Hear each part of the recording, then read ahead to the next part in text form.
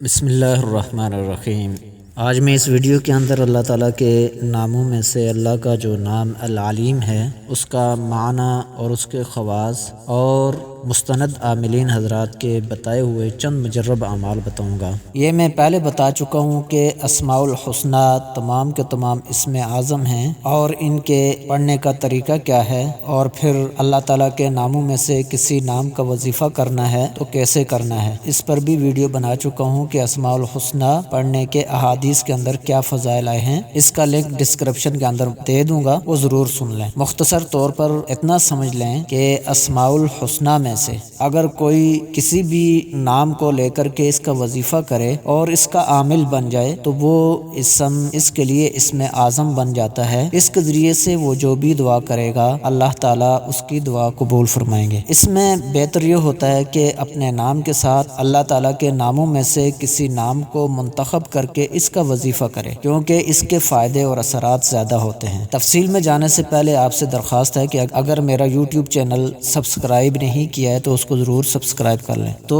العلیم کا معنی ہے سب سے زیادہ جاننے والا، بہت وسیع علم والا۔ جو شخص کثرت سے یا علیموں کا ورد کرے گا اللہ تعالیٰ اس پر انشاءاللہ علم و معرفت کے دروازے کھول دیں گے۔ عاملین حضرات لکھتے ہیں کہ جس کا حافظہ کمزور ہو وہ اس کا کثرت سے ورد کیا کرے، اس سے اس کا حافظہ قوی اور مضبوط ہو جائے گا، اور جو کوئی فرض نماز کے بعد 150 بار اس کو پڑھنے کا اہتمام کرے گا وہ صاحب یقین ہو جائے گا، اور اسی طرح جو کوئی ہر فرض نماز کے بعد 100 بار یا عالم الغیبی یا عالم الغیب والشہادہ پڑھنے کا اہتمام کرے گا اللہ تعالیٰ اس کو صاحب کشف بنا دیں گے۔ اسی طرح اگر کوئی کسی حال کے بارے میں جاننا چاہتا ہے تو اس کو چاہیے کہ وہ شب جمعہ کو عشاء کی نماز کے بعد مسجد میں جا کر کے استخارہ کرے اور 100 بار یہ اسم پڑھ کر کے سو جائے تو اس کو مطلوبہ حال سے آگاہی ہو جائے گی۔ اسی طرح جو کوئی